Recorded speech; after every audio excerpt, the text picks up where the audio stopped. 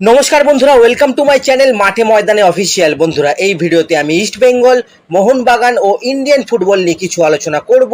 তোমরা যারা যারা আমার ভিডিওটা দেখছো, আমার চ্যানেলটা প্লিজ সাবস্ক্রাইব করে নাও ইন্ডিয়ান ফুটবলের এরকমই আরো আপডেট পেতে। প্রথমেই যদি আমরা একটু বোরহা হেরেরার কথা বলি, তো বোরহার তো এফসি গোয়া ছাড়ার কথা ছিল। সে ঘোষণাও করে দিয়েছিল জানুয়ারি মাস থেকে সে অন্য ক্লাবে চলে যাবে, কারণ ভারতীয় ফুটবলে এখন অনিশ্চয়তায় ভরা। তো এটা একটা কিন্তু বড় লস ইন্ডিয়ান ফুটবলের জন্য, যে এই প্লেয়ারটা এতদিন এত ভালো পারফরমেন্স করে আসছিল ভারতীয় ফুটবলে। প্রথমে তো সে হায়দ্রাবাদ এফসিতে, তারপরে ইস্ট বেঙ্গলে এসে সুপার কাপ জিতেছিল, দেন আবার গোয়া। আর এই গোয়াতেই কিন্তু একটা নতুন পরিণত প্লেয়ার দেখা গেছিল বোরহার মধ্যে, দুর্দান্ত খেলছিল। তো সেই প্লেয়ারটাকে এবার চলে যেতে হচ্ছে ভারতীয় ফুটবলের মাথায় যে সমস্ত আনডিজার্ভিং ব্যক্তিরা বসে আছে তাদের জন্য। যাই হোক, অনেকেই বলছিল যে বোরহা নাকি গোয়া ছেড়ে ইস্ট বেঙ্গলে আসবে। তো আমরা তখন বলেছিলাম খবরটা কিন্তু সত্যি নয়। এখন কিন্তু সেরকমই জানা গেল। মোটামুটি যা খবর আসছে, এফসি গোয়া ছেড়ে কিন্তু এই মরশুমে বোরহা হেরেরা ইন্দোনেশিয়ার একটা ক্লাবে খেলতে চলে যাচ্ছে।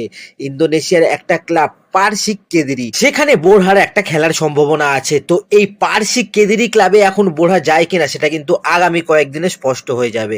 এরপর যদি আমরা একটু আইএসএল নিয়ে কথা বলি, তো সবাই জানে মোটামুটি আজকের আইএসএল এর মিটিংটা কিন্তু ক্যান্সেল হয়ে গেছে। কেন হয়েছে এবং মিটিং এর অনেক কথা যেটা কিন্তু অনেকেই বলেনি, সেটা পরে বলছি।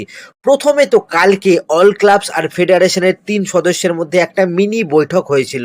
সেখানে একমাত্র জামশেদপুর এফসি জানিয়ে দিয়েছে তারা কিন্তু এবছর লিগ খেলবে। তো সে ফেডারেশন যেভাবেই লিগ করাক না কেন, শর্ট টার্মে করাক কি লং টার্মে করাক, সিঙ্গেল লেগে হোক বা ডাবল লেগে হোক, যেই ফরম্যাটেই হোক না কেন, তারা কিন্তু দেশের সর্বোচ্চ লিগ খেলতে রাজি। তো জামশেদপুরই প্রথম ক্লাব হলো যারা কিন্তু গ্রিন সিগন্যাল দিয়ে দিল যে তারা খেলবে। এরপরে বলি উড়িষ্যার কথা। উড়িষ্যা এফসি কিন্তু আবার অন্য রকম কথা বলেছে। তারা কোনো রকম কিন্তু এন্ট্রি ফি দিয়ে বা কোনো রকম খরচ করে খেলতে চাইছে না। তারা একটা আর্থিক সংকটে আছে, এটা কিন্তু তারা জানিয়েছে, যার জন্য তারা এবছর সুপার কাপেও খেলেনি।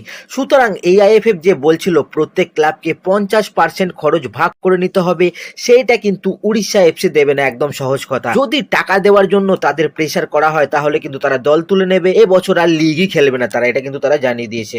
তারা বলেছে আগে কমার্শিয়াল পার্টনার আপনারা ঠিক করুন।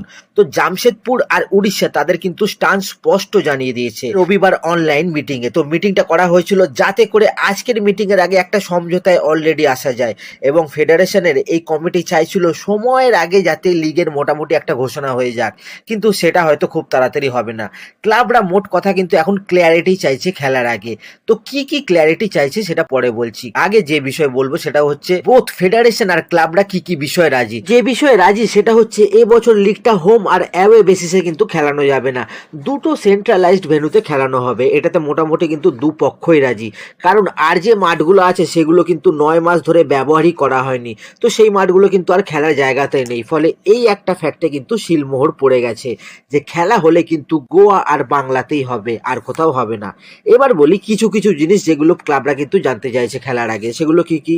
ফার্স্ট, এআইএফএফ কে এএফসির সঙ্গে কথা বলে জানাতে হবে যে এবারে এএফসি 1 বছরের জন্য ছাড় দেবে কিনা এএফসি স্পটটা পাওয়ার ক্ষেত্রে। ছাড় কেন বলছি, কারণ এএফসির 24টা ম্যাচের কিন্তু একটা ক্রাইটেরিয়া আছে, যে কোনো টিম 24টা ম্যাচ না খেললে সে কিন্তু এএফসির আর কোনো টুর্নামেন্ট খেলতেই পারবে না।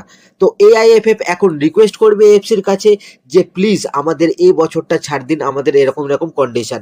তো এএফসি যদি ছাড় দেয় ভালো, আর যদি ছাড় না দেয় দেন 24টা ম্যাচ করাতেই হবে, এবং সেটা করাতে হলে তখন কিন্তু খরচ আরো বাড়বে। সেক্ষেত্রে ক্লাবগুলোকে কিন্তু আরো বেশি করে টাকা দিতে হবে। সেই জন্য এই ক্লাবগুলো আগে থেকে কিন্তু ক্লিয়ারিটি চেয়ে রাখছে। তবে সবাই মনে করছে, ইভেন কিন্তু মার্কাসও টুইট করেছে যে এই বছরটা হয়তো একটা এক্সেপশন হিসেবে এফসি ছাড় দিলেও দিয়ে দিতে পারে, কারণ তারাও কিন্তু ভারতীয় ফুটবলের খবর রাখে। তো নেক্সট 48 ঘন্টার মধ্যে কিন্তু এআইএফএফ খবর নিয়ে জানাবে যে এফসি ছাড় দিল কি দিল না। এবার দ্বিতীয় ক্লিয়ারিটির কথা বলি, যেটা ক্লাবরা জানতে চেয়েছে, সেটা হলো টাকা। কালকে কমিটি যখন বলে প্রত্যেকটা ক্লাবকে 2.5 কোটি টাকা করে কিন্তু খরচ ভাগ করে নিতে হবে, তখন একজন ক্লাব কর্তা বলে যে কিছু কিছু ক্লাব আছে তারা কিন্তু টাকা দিতে নাও পারে, বা এমন কোনো ক্লাব আছে যারা হয়তো আইএসএলই খেলতে চাইলো না পরবর্তীকালে গিয়ে, তখন তো আমাদের আরো এক্সট্রা খরচ হতে পারে পরবর্তীকালে গিয়ে। এমনি সব মালিকরা এখন এক্সট্রা চাপে আছে, তো এই সব হলে তো আরো খরচ কন্ট্রোলের বাইরে চলে যাবে। তখন আমরা কি করব, যেমন উড়িষ্যা বলেই দিয়েছে যে তারা টাকা দেবে না, আর যদি কোনো লং টার্ম কমার্শিয়াল পার্টনার না থাকে তাহলে তারা খেলবে না। মানে এখন কিন্তু সেই ঘুরে ফিরে আবার কমার্শিয়াল পার্টনারে কিন্তু বিষয়টা আটকে গেল। এখন ভরসা কিন্তু সেই আবার এফএসডিএল, যেহেতু এফএসডিএল এর বলা রাস্তায় কিন্তু এআইএফএফ লিগ স্ট্রাকচার তৈরি করেছে, তাই ফেডারেশন এবার ঠিক করেছে তারা কিন্তু আবার নতুন করে টেন্ডার ডাকবে এবং এফএসডিএল এর সঙ্গে নতুন করে আলোচনা করবে এবং পুরো কাজটা তারা কিন্তু জানুয়ারির 5 তারিখের মধ্যে সুপ্রিম কোর্ট খোলার আগেই করবে। ব্যাপারটা কিন্তু এখন আবার পুরোপুরি ঝুলে গেল সেই এফএসডিএল এর হাতে। এফএসডিএল এবার টাকা দিলেই খেলা হবে, মোট হচ্ছে এই কথা।